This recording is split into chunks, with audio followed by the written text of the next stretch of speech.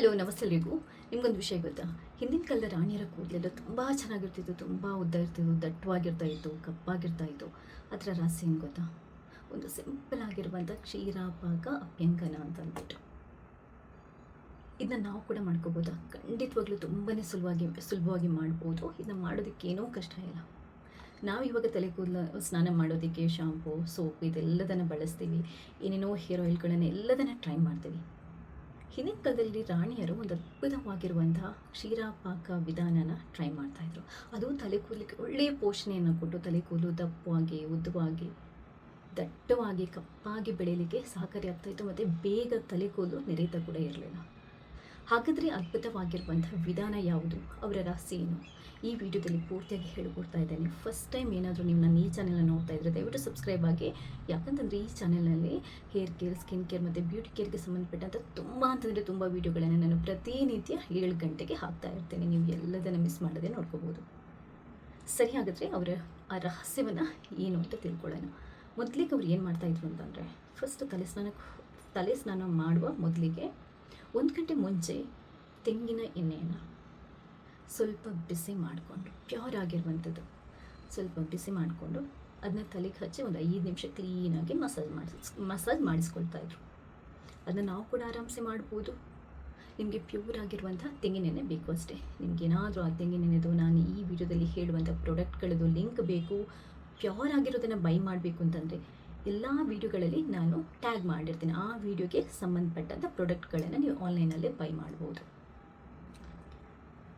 ಅಂದರೆ oil massage ಆದ ನಂತರ ಇನ್ನೊಂದು ಅತ್ಯದ್ಭುತವಾಗಿರುವಂಥ ಕ್ಷೀರಾಪಾಕ ವಿಧಾನವನ್ನು ಅವರು ಅನುಸರಿಸ್ತಾ ಇದ್ರು. ಅದು ಏನು ಅಂತಂದರೆ, ಹಸಿ ಹಾಲನ್ನು ಸ್ವಲ್ಪ ತಗೊಳ್ಳೋದು, 1 ಬೌಲಷ್ಟು, ಅದನ್ನು ಲೈಟಾಗಿ ಬಿಸಿ ಮಾಡ್ಕೊಳ್ಳೋದು. ಬಿಸಿ ಮಾಡ್ಕೊಳ್ಳುವಾಗ ಪ್ಯೂರ್ ಆಗಿರುವಂಥ ನೆಲ್ಲಿಕಾಯಿ ಪುಡಿ 1 ಚಮಚ ಹಾಕೋದು.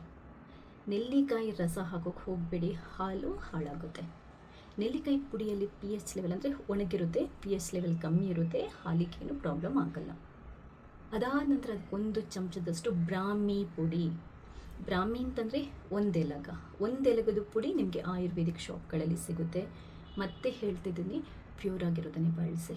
ಆನ್ಲೈನಲ್ಲಿ ಇದ್ದರೆ ಬೆಸ್ಟ್ ಕ್ವಾಲಿಟಿದು ನಾನು ಈ ವಿಡಿಯೋದಲ್ಲಿ ಟ್ಯಾಗ್ ಮಾಡಿರ್ತೇನೆ. 1 ಚಮಚ ಬ್ರಾಹ್ಮಿ ಪುಡಿ, 1 ಚಮಚ ನೆಲ್ಲಿಕಾಯಿ ಪುಡಿ ಒಣಗಿರುವಂಥದ್ದು, ಅದನ್ನ ಹಾಲಿಗೆ ಸೇರಿಸಿ ಲೈಟ್ ಅಂದರೆ ಕಮ್ಮಿ ಉರಿ ಇಟ್ಕೊಂಡು ಚೂರು ಬಿಸಿ ಮಾಡೋದು. ಜಾಸ್ತಿ ಕುದಿಸ್ಬಿಟ್ಟು ಅದು ಪಾಕ ಥರ ಆಗುತ್ತೆ. ಅದನ್ನ ಇಳಿಸ್ಬಿಟ್ಟು ಸ್ವಲ್ಪ ತಣ್ಣಗೆ ಮಾಡಿಬಿಟ್ಟು ತಲೆ ಕೂದಲಿಗೆ ಕ್ಲೀನಾಗಿ ಅಪ್ಲೈ ಮಾಡೋದು. ತುದಿ ಬೆರಳಿಂದ ಈ ಥರ ನೀಟಾಗಿ ಅಪ್ಲೈ ಮಾಡೋದು. ಇದು ಯಾವಾಗ? ಅಂದರೆ ತಲೆಗೆ ನೀವು ಹಾಕಲಿಕ್ಕಿಲ್ಲ. 1 ಗಂಟೆ ಮುಂಚೆ ಕೊಕೊನಟ್ ಆಯಿಲ್ದು ಮಸಾಜ್ ಮಾಡಿರ್ತೀರಲ್ವ, ಡೀಪಾಗಿ ಮಾಯ್ಶ್ಚರೈಸ್ಡ್ ಆಗಿರುತ್ತೆ ತಲೆ ಎಲ್ಲ, ಸ್ಕಾಲ್ಪ್ ಎಲ್ಲ ನಮ್ಮದು. ಅದಾದ ನಂತರ ಈ ಪೇಸ್ಟನ್ನು, ಈ ಪಾಕನ್ನು ಕ್ಲೀನಾಗಿ ಹಚ್ಚಿ ಮಸಾಜ್ ಮಾಡೋದು. ಇದರಿಂದ ಉಪಯೋಗ ಏನು ಅಂತಂದರೆ, ಒಂದು ಹಾಲು ತಲೆ ಕೂದಲಿಗೆ ಡೀಪಾಗಿ ಏನೆಲ್ಲ ಪ್ರೋಟೀನ್ಸ್ ಬೇಕು ಎಲ್ಲದನ್ನೂ ಕೊಡುತ್ತೆ. ಇನ್ನೊಂದು ಆಮ್ಲ ಪುಡಿ ತಲೆ ಕೂದಲು ಬೇಗ ನೆರೆಯದಾಗಿ ತಡೆಯುತ್ತೆ. ತಲೆ ಕೂದಲು ಕಪ್ಪಾಗಿರೋ ಥರ, ದಪ್ಪ ಬರೋ ಥರ, ದಟ್ಟವಾಗಿ ಬರೋ ಥರ ಮಾಡುತ್ತೆ. ಅಂದರೆ ಹೇರ್ ರೂಟನ್ನು ಸ್ಟ್ರೆಂಥನ್ ಮಾಡುತ್ತೆ. ಬ್ರಾಹ್ಮಿ ಕೂಡ ಅಷ್ಟೇ, ತಲೆ ಕೂದಲು ದಟ್ಟವಾಗಿ ಕಪ್ಪಾಗಿ ಬರೋ ಥರ ಮಾಡುತ್ತೆ. ತಲೆ ಕೂದಲಿಗೆ ಬೇಕಾಗಿರುವಂಥ ಎಲ್ಲ ಪೋಷಕಾಂಶಗಳನ್ನು ಕೊಡುತ್ತೆ. ಇದು 2 ಅತ್ಯದ್ಭುತವಾಗಿರುವಂತಹ ತಲೆ ಕೂದಲಿಗೆ ಬೇಕಾಗಿರುವಂಥ ಪೌಡರ್ಗಳು. ನಿಮಗೆ ತಲೆ ಕೂದಲಿಗೆ ಏನೆಲ್ಲ ಪೋಷಣೆ ಬೇಕು ಅದೆಲ್ಲದು ಇದರಲ್ಲಿ ಸಿಗುತ್ತೆ. ತಲೆ ಕೂದಲು ಬೇಗ ಉದುರೋದು ತಪ್ಪುತ್ತೆ, ಡ್ಯಾಂಡ್ರಪ್ ಆಗೋದು ತಪ್ಪುತ್ತೆ, ಇರಿಟೇಷನ್, ಇಚ್ಚಿಂಗ್ ಏನೇನೆಲ್ಲ ಪ್ರಾಬ್ಲಮ್ಸ್ ಇರುತ್ತಲ್ಲ ಅದೆಲ್ಲ ಕಮ್ಮಿ ಆಗುತ್ತೆ. ಹಚ್ಚಿ 10 ರಿಂದ 15 ನಿಮಿಷ ಬಿಡೋದು ಅಷ್ಟೇ, ಜಾಸ್ತಿ ಏನೂ ಇಲ್ಲ. ತುಂಬ ಡ್ರೈ ಆಗೋ ತನಕ ಬಿಡಬಾರ್ದು. 10 ರಿಂದ 15 ನಿಮಿಷ ಬಿಟ್ಟು ಉಗುರು ಬೆಚ್ಚಗಿನ ನೀರಿಂದ ತಲೆ ಸ್ನಾನ ಮಾಡಬೇಕು. ತಣ್ಣೀರಿಂದ ತಲೆ ಸ್ನಾನ ಮಾಡಿದ್ರೆ ಇನ್ನೂ ತುಂಬ ಒಳ್ಳೆಯದು. ತಲೆ ಕೂದಲಿಗೆ ಒಳ್ಳೆ ಶೈನಿಂಗ್ ಬೇಕು ಅಂತಂದರೆ ತಣ್ಣೀರಿಂದ ಸ್ನಾನ ಮಾಡಿದರೆ ಬೆಸ್ಟ್. ನಾವು ಇದೆಲ್ಲ ಹಾಕಿ ಆ ಪ್ರೋಟೀನ್ ಏನೆಲ್ಲ ತಲೆ ಕೂದಲಿಗೆ ಅಂಟ್ಕೊಂಡಿರುತ್ತಲ್ವ, ಆ ಶೈನಿಂಗ್ ಅದೇ ಥರ ಇರಬೇಕು ಅಂತಂದರೆ ನೀವು ಬಿಸಿನೀರು ಉಪಯೋಗ ಮಾಡಬಾರ್ದು. ತಲೆ ಕೂದಲಿಗೆ ಯಾವುದು ತಣ್ಣೀರಿಂದ ಸ್ನಾನ ಮಾಡಬೇಕು. ಅದು ಉಪ್ಪು ನೀರನ್ನು ಅವಾಯ್ಡ್ ಮಾಡಬೇಕು. ತಲೆ ಸ್ನಾನಕ್ಕೆ ಶಾಂಪುಗಳನ್ನು ಬಳಸಬಾರ್ದು. ಶೀಕಾಕಾಯಿ ಪುಡಿ ಪ್ಯೂರ್ ಆಗಿರುವಂಥದ್ದು ಅಥವಾ ಸೋಪ್ ನಟ್ ಬರುತ್ತಲ್ಲ, ಅದನ್ನ ಬಳಸ್ತಾ ಇದ್ರು ಹಿಂದಿನ ಕಾಲದಲ್ಲಿ.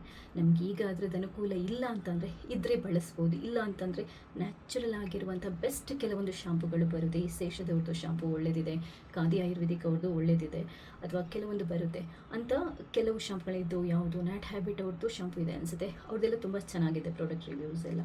ಅವುಗಳನ್ನು ಬಳಸ್ಬೋದು. ಮೈಲ್ಡ್ ಆಗಿರುತ್ತೆ, ಕೆಮಿಕಲ್ಸ್ ಇರಲ್ಲ, ಪ್ಯಾರಾಬೆನ್ ಫ್ರೀ ಇರುವಂಥ, ಸಲ್ಫೇಟ್ ಫ್ರೀ ಇರುವಂಥ ಶಾಂಪು ಅಥವಾ ನೀವು ಕಂಡೀಷ್ನರ್ಗಳನ್ನು ಅಷ್ಟೇ ಬಳಸಬೇಕು. ಬಳಸಬೇಕು, ಇಲ್ಲ ಸೋಪ್ ನಟ್ ಶೀಕಾಕಾಯಿ ಪುಡಿಯನ್ನು ಬಳಸಬೇಕು.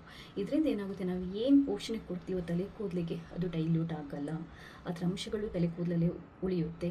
ತಲೆ ಕೂದಲು ದೀರ್ಘಕಾಲದವರೆಗೆ ತುಂಬ ಚೆನ್ನಾಗಿರುತ್ತೆ, ಬೇಗ ಉದ್ದ ಬರುತ್ತೆ, ದಪ್ಪ ಬರುತ್ತೆ, ಕಪ್ಪಾಗುತ್ತೆ, ಬೇಕಾಗಿರುವಂಥ ಎಲ್ಲ ಪೋಷಕಾಂಶಗಳನ್ನು ಕೊಡುತ್ತೆ. ಇನ್ನೊಂದು ಏನು ಅಂತಂದರೆ ಈ ಕ್ಷೀರ ಪಾಕದಲ್ಲಿ ಅದು ನಮ್ಮ ಬ್ರೈನ್ಗೆ ಕೂಡ ಒಳ್ಳೆಯದು.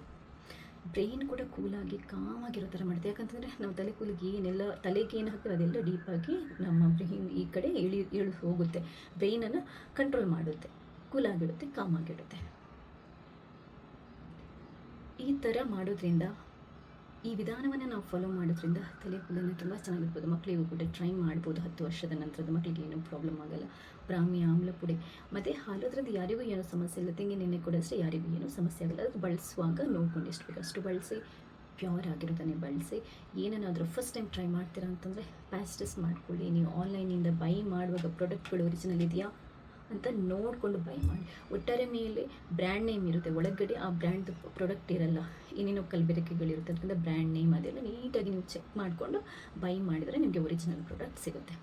ಸೊ ಈ ವಿಡಿಯೋ ಇಷ್ಟ ಆದರೆ ಲೈಕ್ ಮಾಡಿ. ನಿಮ್ಗೆ ಏನೇ ಡೌಟ್ಸ್ ಇದ್ದರೂ ಕಮೆಂಟ್ ಮಾಡಿ. ಫಸ್ಟ್ ಟೈಮ್ ನೀವು ನನ್ನ ಚಾನಲ್ ನೋಡ್ತಿದ್ರೆ ಸಬ್ಸ್ಕ್ರೈಬ್ ಆಗಿ. ನಾನು ನೆಕ್ಸ್ಟ್ ಆಗುವಂಥ ಎಲ್ಲ ವೀಡಿಯೋಗಳನ್ನು ಮಿಸ್ ಮಾಡದೆ ನೋಡ್ಕೋಬೋದು. ಎಲ್ರಿಗೂ ಶೇರ್ ಮಾಡಿ. ಥ್ಯಾಂಕ್ಸ್ ಎಲ್ರಿಗೂ.